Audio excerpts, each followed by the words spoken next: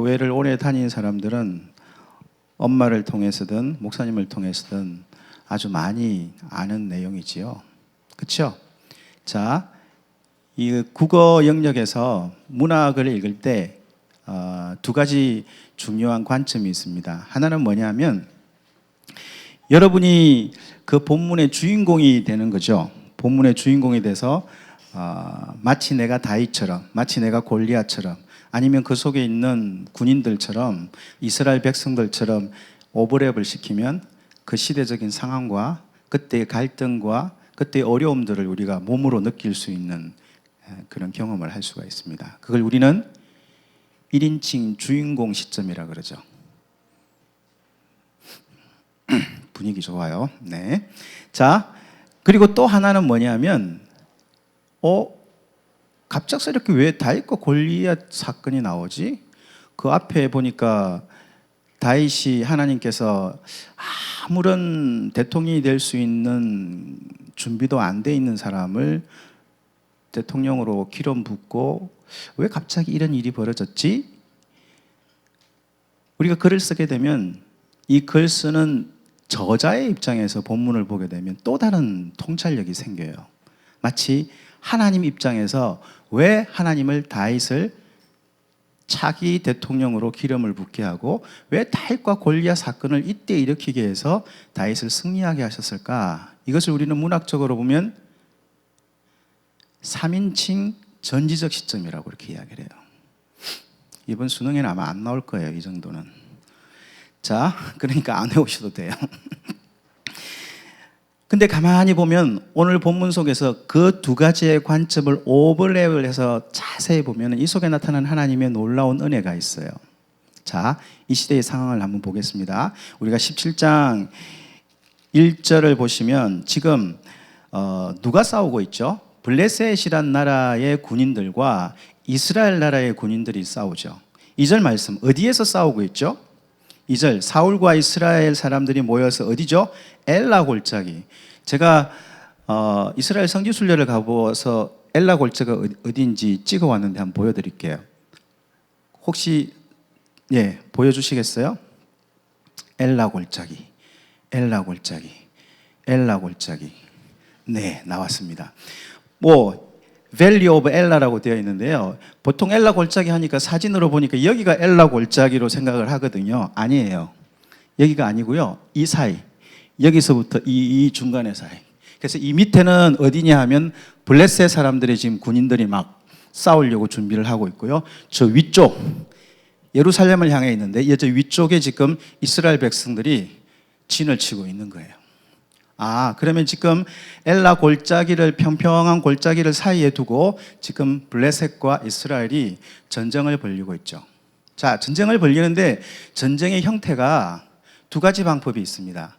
어떤 방법이 있냐면 야, 가자! 그러면서 모든 사람들이 총은 없겠네. 칼 들고 막 창 들고 싸우는 육박전을 벌리면서 싸우는 방식이 있고요. 지금 싸우는 방식이 어떤 방식이죠? 대표하는 사람들 한 명씩 나와서 싸우는 방식이에요.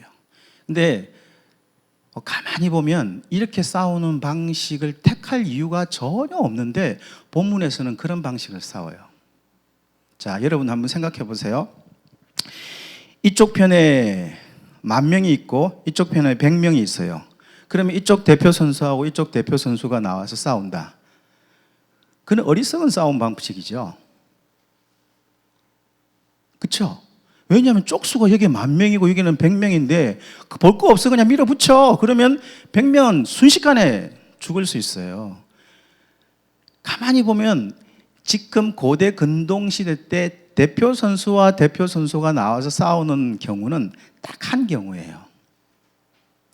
둘 다 전력이 비슷할 때.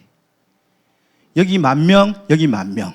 그러면 괜히 10,000명 서로 싸우다가 다 몰살될 가능성이 많잖아요. 그러니까 그러지 말고 여기 대표 선수 1명, 여기 대표 선수 1명 싸워서 한 놈이 이기면 한쪽은 노예가 되고 한쪽은 그래도 목숨이라도 건지자라고 하는 것이 대표 선수끼리 싸움이거든요.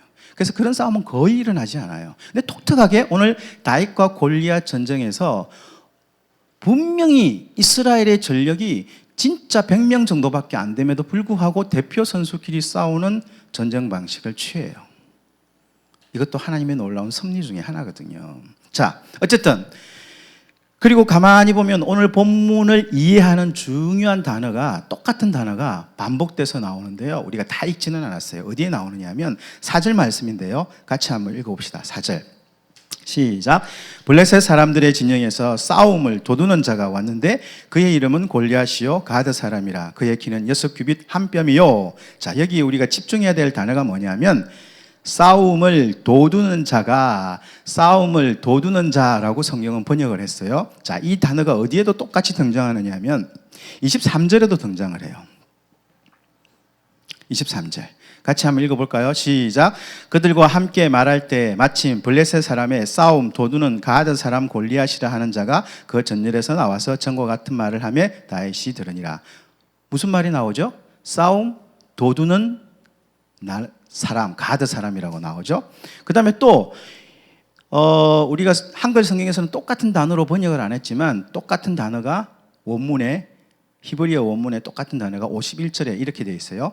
다윗이 달려가서 블레셋 사람을 밟고 그의 칼을 그 칼집에서 빼내어 그 칼로 그를 죽이고 그의 머리를 베니 블레셋 사람들이 자기 뭐라고 되어 있어요? 용사. 이게 싸움 도두는 자하고 똑같은 단어를 사용해요. 자, 싸움 도두는 자의 의미가 뭘까? 제가 PT에다가 영어로 번역된 걸 정리를 해놨는데요. 그 다음 두 번째 사진 한번 보여주시겠어요? 밑에 뭐라고 돼 있죠? 안 보이나요? 챔피언이라고 돼 있어요. 싸움 도두는 자라는 말이 챔피언이라고 번역이 돼요. 이게 원문에 가까운 번역이에요. 대표 선수. 대표 선수. NIV 성경에서는 싸움 도두는 사람을 똑같이 챔피언이라고 그랬는데 킹 제임스 버전에서는 이 용사도 챔피언으로 이야기를 해놓고 있어요. 그러면 지금 이 챔피언 대표 선수라는 말이 다윗과 골리앗 전쟁에서 문제를 해결할 수 있는 아주 중요한 키 단어예요. 자, 여기 한번 볼게요. 뭐라고 보느냐면 4절 말씀, 17장 4절 말씀. 블레셋 사람의 진영에서 제가 이제 챔피언 대표 선수라는 말로 다시 이걸 번역을 쉽게 하면 블레셋 사람들의 진영에서 블레셋을 대표하는 대표 선수가 왔는데 말이 되죠?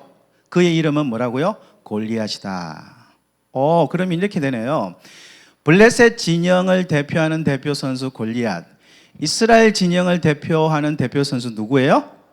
다윗. 이 두 사람이 전면전을 벌이지 않고 대표 선수끼리 나와서 싸우는 전쟁을 벌이고 있는데 라는 말로 우리가 보면 본문 전체가 좀 이해가 돼요. 그렇죠? 자, 대표 선수끼리 나와서 지금 싸움을 하는데 여러분 올림픽 한번 생각을 해보세요. 올림픽 보면 수영을 한다고 생각을 한번 해보면 수영 선수, 대표 선수는 한국을 대표하는 선수 나오고 미국을 대표하는 선수가 나오고 중국을 대표하는 선수들이 다 나오죠. 나올 때 어떻게 합니까? 이번에 참가한 수영 대표 선수 박성은 from Korea 이러면서 자기 출신에 대한 이야기가 신장도 이야기하고 옷은 뭘 입었는지 그런 것까지 자세히는 안 나오지만 하여튼 대표 선수의 이력이 나올 거 아니에요. 그러면 이번에 대표 선수끼리 싸우면 누가 이기겠구나라는 것이 이미 많이 판별이 돼요. 이 사람의 전력까지 다 나오니까. 그렇죠? 자, 그걸 생각하면서 한번 본문을 봅시다. 17절 말씀 보니까 4절 블레셋 사람들의 진영에서 블레셋을 대표하는 대표 선수가 왔는데 그 대표 선수 이름이 뭐라고요? 골리앗. 어디 출신이라고요? 가드 사람. 외모, 키는 어떻다고요? 6규빗. 머리에는 뭐 했다고요? 노투구. 몸에는 뭐예요?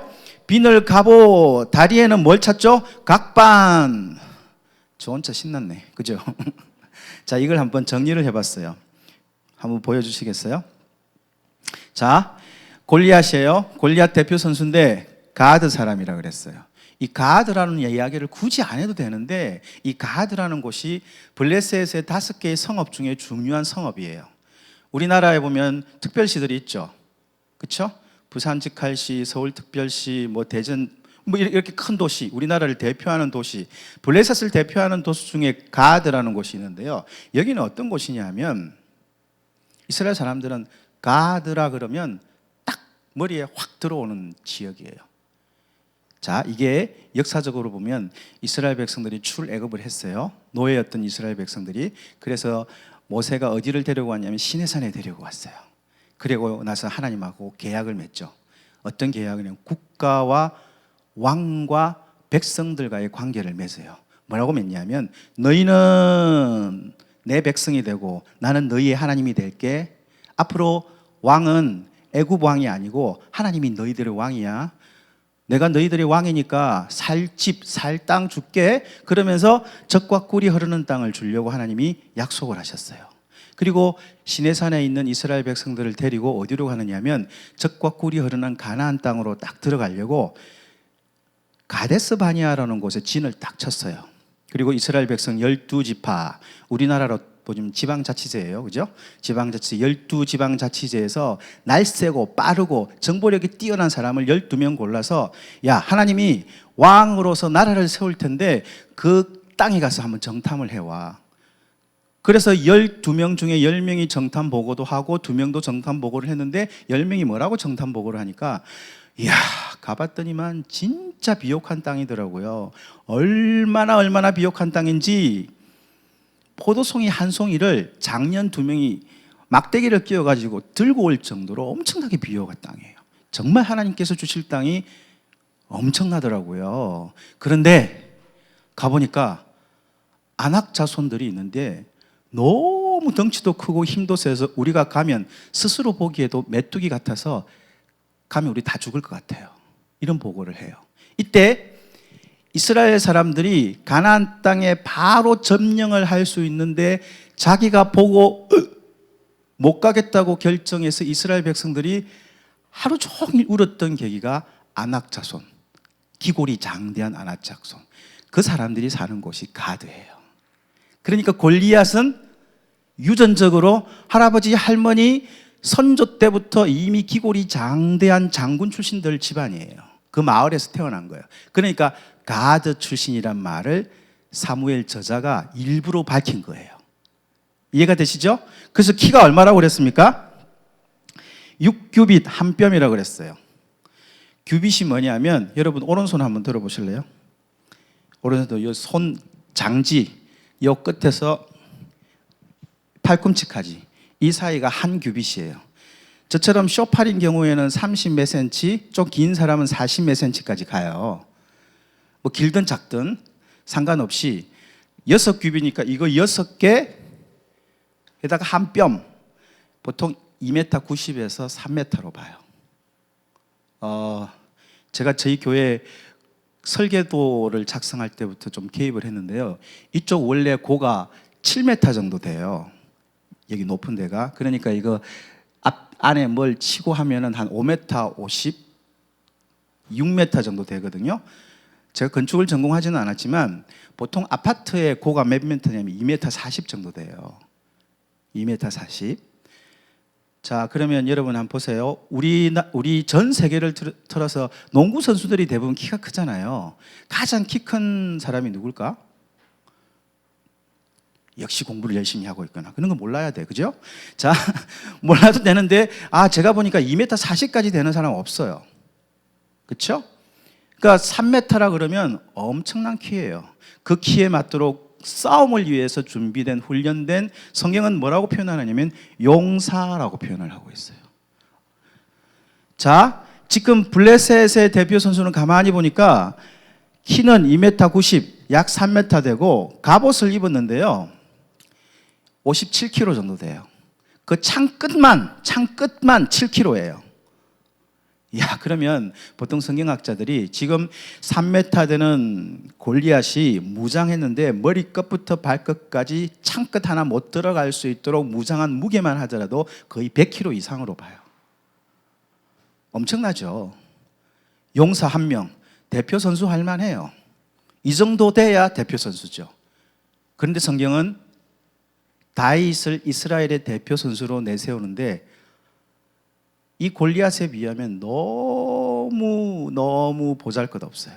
자, 성경은 뭐라고 했냐면 33절에 소년이란 말로 한마디로 딱 표현하고 있습니다. 33절 우리 한번 같이 읽어볼까요? 시작. 사울이 다윗에게 이르되 내가 가서 저 블레셋 사람과 싸울 수 없으리니 너는 소년이요 그는 어려서부터 용사임이라.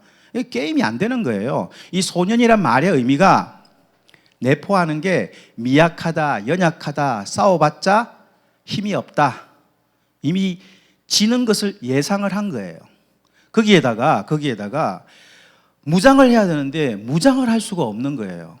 100kg 정도 되는 정도는 무장을 해야 되는데 소년이라 그러면 그때 생물학적인 나이로 보면 우리나라로 치면 약 13살에서 15살로 봐요. 중학생이지. 키는 한 150에서 60. 키는 저하고 비슷하겠다. 이상한 시선으로 보지 마세요. 자, 그런데다가 뭐 맨몸이에요, 맨몸. 전쟁을 하기 위해서 대표 선수로 나가는데 무장을 뭘 했냐면 막대기하고 돌 5개밖에 안 돼요. 자, 여러분 한번 생각해 보세요. 이스라엘 그 당시에 목동들이 양들을 지키기 위해서 양들을 지키기 위해서 사용했던 도구 내지는 무기가 2가지가 있었어요. 하나는 막대기, 하나는 물맷돌. 막대기는 뭐 할 때 쓰느냐 하면 들개들이 양들 가까이 왔을 때 쫓아내기 위해서 사용하는 게 막대기예요. 근데 멀리서부터 늑대가 나타나는 게 보여. 그러면 물맷돌을 던져서 위협을 해서 가까이 오지 못하도록 하는 거예요. 그러면 이제 이해가 좀 되시죠? 자, 이 다윗이 물맷돌을 평소에도 계속 연습을 해요. 마치 우리가 옛날에 어릴 때 저는 새총으로 가지고 아마 우리 선생님들은 어릴 때 경험을 많이 했을 거예요. 새총 만들어 가지고 코카콜라 뭐 병 쫙 있는 거 맞히다가 나중에 날아가는 새도 한번 맞춰보려고 엄청 용을 써보기도 하는데 그때만 하더라도 이 물매를 던지는 경우에는 원심력이 크기 때문에 새총보다는 더 파워가 있어요. 엄청나게 세죠. 근데 그게 움직이는 것을 맞출 정도면 상당히 실력이 있는 수준이에요. 그 정도까지 매일매일 연습을 해요. 누가? 다윗이. 하는 일이 없으니까. 그래서 그때 당시에 군인들 중에서도 군인 부대 중에서도 물맷돌 부대가 있을 정도였어요. 자, 어쨌든 지금 가만히 보니까 다윗은 소년이었고 작고 미약했고 무장은 해봤자 오히려 더 거추장스러우니까 맨몸으로 나갔어요. 여러분 올림픽 대회 갔는데 수영을 하러 대회에 나갔는데 어떤 펠퍼스는 키도 뭐 한 2m 정도 되나? 거기다가 뭐 옷은 요즘 4차 산업혁명 시대에 맞도록 저항력이 아주 물의 저항력이 뛰어난 그런 과학적인 옷을 입고 갔는데 삼각 팬티 딱 하나 입고 160대는 인간이 딱 나와서 서 있으니까 여러분이 만일에 펠퍼스라고 생각을 한번 해보세요. 기가 차죠. 자, 그 이야기를 지금 누가 이야기를 하느냐 하면 블레셋의 장수 골리앗이 이런 말을 합니다. 7장 43절 블레셋 사람이 다윗에게 이르되 내가 나를 개로 여기고 막대기를 가지고 내게 나왔느냐. 진짜 어이없다. 그거는 그렇게 나오는 것은 나를 모독하는 거하고 똑같아 인간아 하면서 지금 화를 내고 있는 거예요. 지금 사무엘서 저자는 다윗과 골리앗, 이스라엘 백성과 블레셋 백성들끼리 싸우고 있는 전시의 현장에서 의도를 갖고 있어요. 어떤 의도를 갖고 있냐면 이 전쟁은 이미 진 전쟁이야. 두 군사력이 맞닥뜨려도 지고 대표 선수가 따로 뽑아서 싸워도 진다. 질 수밖에 없는 게 전력을 보니까 질 수밖에 없어. 전쟁에는 힘이 있어야 되고 전쟁에는 사기가 있어야 되고 전쟁에는 무기가 있어야 되고 전쟁에는 훈련된 군인이 있어야 되는데 아무리 따져봐도 다윗이 이스라엘 백성들이 이길 확률은 0%예요. 지금 사무엘서 저자는 그것을 구체적으로 지금 언급하고 있는 거예요. 이때 이스라엘 백성들이 드는 느낌이 어땠는가 성경 기록하고 있습니다. 자, 11절 말씀이에요. 17장 11절 같이 한번 읽어볼까요? 시작. 사울과 온 이스라엘 블레셋 사람의 이 말을 듣고 놀라 크게 두려워하니라. 자, 여기 보세요. 놀라 크게 두려워한다라는 말은 사무엘이 그냥 아무 생각 없이 문학적으로 쓴 게 아니죠. 그냥 아우 깜짝이야, 놀래키지 마, 이 정도가 아니라 죽음이 마치 내 앞에 나타나서 너무 죽음의 공포와 위협과 두려움을 느끼는 그 극단적인 상황을 표현한 거예요. 내가 이제 죽었구나. 여러분도 그런 경험 하셨잖아요. 수능 모의고사 치고 나서. 저만 그랬네. 역시 여러분들은 담대하시군요. 지금 이스라엘 백성들은 골리앗 앞에서, 블레셋 사람들의 그 군사력 앞에서 전부 다 놀라 크게 두려워서 마치 죽을 것처럼 심각하고 무서움에 빠져 있는 상황이에요. 오늘 본문에서는 이스라엘이 다윗이 이길 확률은 하나도 없어요. 이게 다윗과 이스라엘의 상황이 아니라 하나님의 입장에서도 너무 심각한 문제예요. 자, 이 본문 내용을 우리는 잘 아는 것처럼 결국 다윗이 이겨요. 왜 이겼는지 그 근거가 어디에 있는 줄 아세요? 이것 때문에 그래요. 자, 우리가 그 이유를 한번 찾아보도록 합시다.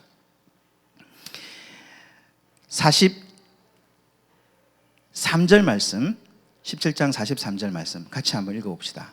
시작. 블레셋 사람이 다윗에게 이르되 내가 나를 개로 여기고 막대기를 가지고 내게 나아왔느냐 하고 그의 신들의 이름으로 다윗을 저주하고. 44절 45절 읽읍시다. 시작. 다윗이 블레셋 사람에게 이르되 너는 칼과 창과 단창으로 내게 나오거니와 나는 만군의 여호와의 이름 곧 내가 모욕하는 이스라엘 군대의 하나님의 이름으로 내게 나아가노라.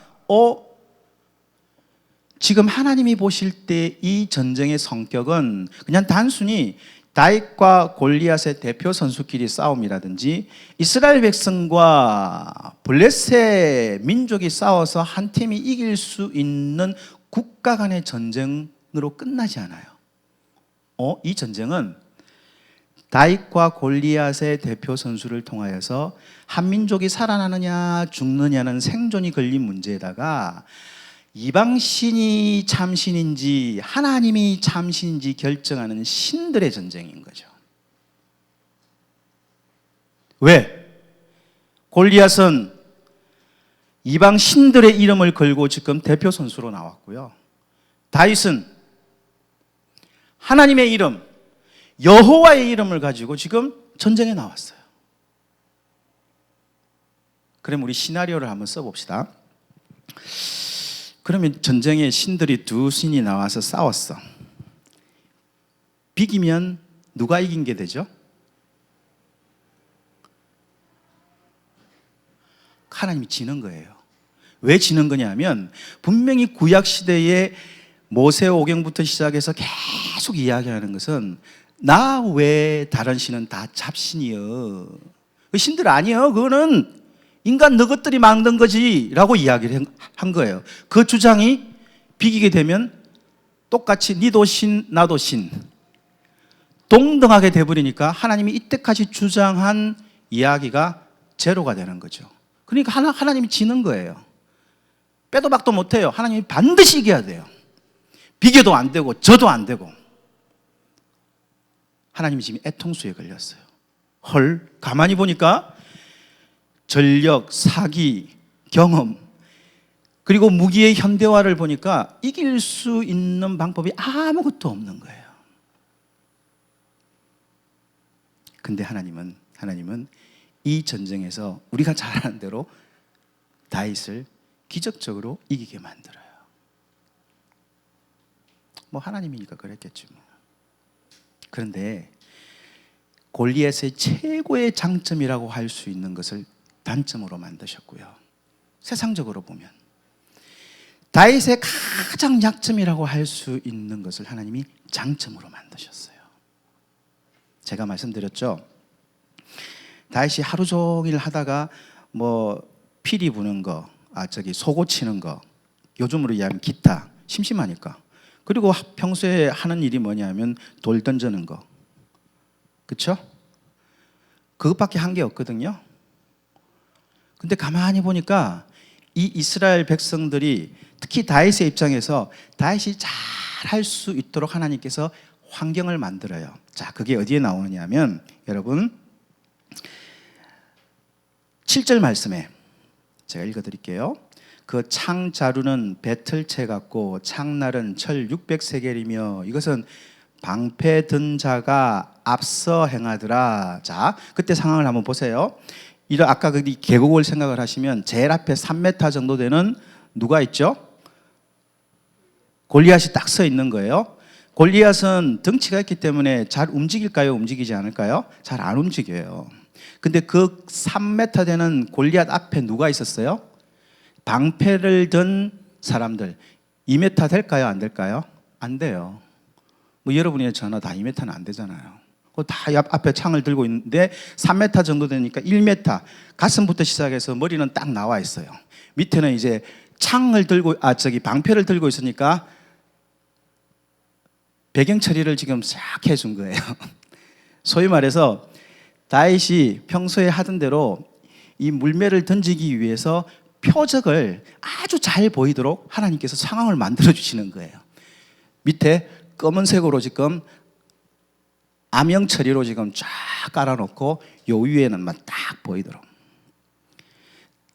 다윗이 물매를 한 방에 맞박으로 던졌는데 던지기 쉬웠겠어요? 어려웠겠어요? 쉬웠어요. 다윗 입장에서는. 평소에 하던 거거든. 평소에 쉽게 하던 거거든. 요즘 말로 표현하면 우리 권사님이 돌 한 대 빡 맞으면 갑자기 즉사한 경우는 어떤 경우죠?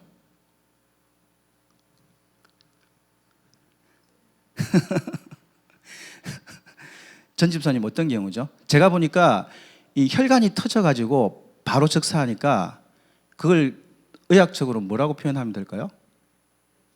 뇌출혈, 그렇죠? 뇌출혈로 즉사한 거예요, 지금. 한 방 맞고. 자, 지금 다윗과 골리앗 이야기는 가만히 보면 뭐 다윗이 이겼겠지라고 이야기를 하지만 본문을 자세히 보시면 다윗은 질 수밖에 없어. 그렇지만 이 전쟁은 단순하게 두 사람의 대표 선수끼리의 싸움이라든지 한 민족의 생존의 문제를 뛰어넘어서 이방신과 하나님이 누가 참신인가를 결정하는 신들의 전쟁이기 때문에 하나님이 반드시 이기도록 만들지 않으면 하나님의 명성, 하나님의 이름, 하나님의 능력, 하나님의 존재, 하나님의 가치가 다 바닥으로 떨어지는 거거든요. 그러니까 우리가 생각하는 상식과 합리적인 이성으로 판단하기 어려운 기적이 일어난 거죠. 왜? 다윗의 가장 연약한 것을,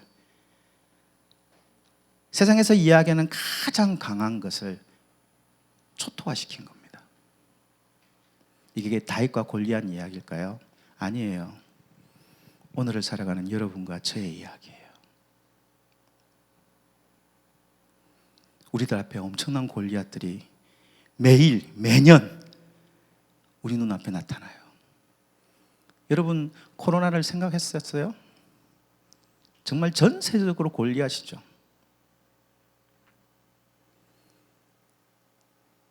수능 준비하느라고 고생하고 있지만 가만히 보니까 이게 내 마음대로 안 되는 골리앗이거든. 그럴 때 우리의 모습은 어떻습니까? 오늘 이스라엘 백성들처럼 놀라 크게 두려워서 여러분들의 표현으로 따지면 쫄아 있는 거죠. 하나님은 우리에게 말씀하십니다. 얘들아, 세상의 기준과 세상의 방식과 세상의 전쟁의 승리의 기준대로 살지 마. 너희들은 내 이름을 건 오늘날의 다윗이야. 오늘날의 대표 선수야. 여러분, 한 사람 한 사람이 영적으로 가정의 대표 선수고요, 사랑의 교회 공동체의 대표 선수고요, 하나님의 이름을 걸고 싸워서 나가야 될 오늘날의 다윗이라고요. 하나님은 우리에게 도전하십니다. 이 세상의 코로나, 이 세상의 수능, 이 세상에서 이야기하는 성공의 많은 가치의 기준으로 골리앗처럼 내 앞에 있다 하더라도 모든 전쟁과 모든 인생을 결정하는 것은 창조주 여호와 하나님이라는 것을 잊지 마. 그렇게 우리에게 도전하고 있어요. 또한 하나님은 여러분 한 사람 한 사람에게 말씀하세요. 다윗 이야기는 수천 년 전에 쓰여진 믿음의 선배 이야기가 아니라 바로 너 이야기야.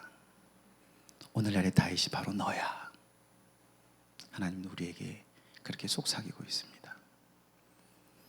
여러분 앞에 어떤 골리앗이 놓여 있는지 우리는 알 수 없지만 오늘 다윗과 골리앗 사건을 통해서 우리에게 도전해 주셨던 것처럼 우리의 인생을 결정하고 이 사회의 흥망성쇠를 결정하는 것은 전쟁의 주인이시고 창조주 하나님이신 만군의 주 여호와 우리의 아버지가 결정하시고 운행하시고 이끌어 가신다는 것을 여러분이 기억하셨으면 좋겠어요.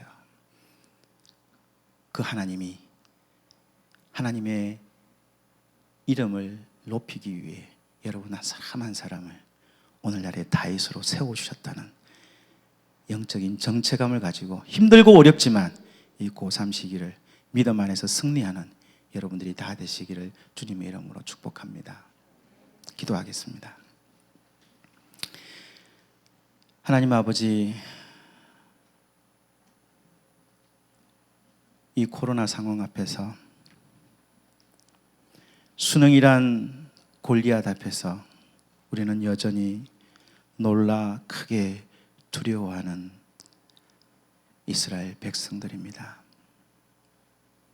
그러나 오늘 말씀을 통해 우리에게 도전해 주셨던 것처럼 우리의 인생을 결정하시는 분은 천지를 지으신 하나님, 내 아버지라는 것을 우리가 잊지 않게 하여 주시옵소서. 세상의 어떤 기준도, 세상의 어떤 가치도, 세상에서 결정난 싸움도 하나님께서 뒤집어서 기적을 일으키시는 분은 나의 주 나의 하나님이라는 것을 우리가 잊지 않게 하여 주시옵소서. 힘들고 어렵지만 저희들에게 오늘날의 다윗으로 하나님의 이름을 높일 수 있는 오늘날의 대표 선수로, 하나님 나라의 대표 선수로, 우리 교회 공동체의 대표 선수로, 우리 가문의 대표 선수로 우리 한 사람 한 사람을 세워주셨다는 것을 우리가 믿음 안에서 잘 간직해서 하나님 힘들고 어려운 이 과정을 이겨나갈 수 있는 저희들 되게 하여 주시옵소서. 그래서 주님 앞에 붙들림 받는 오늘날의 다윗으로 승리하는 인생을 살아가는 저희들 되게 하여 주시옵소서. 감사하며 예수님 이름으로 기도드리옵나이다. 아멘.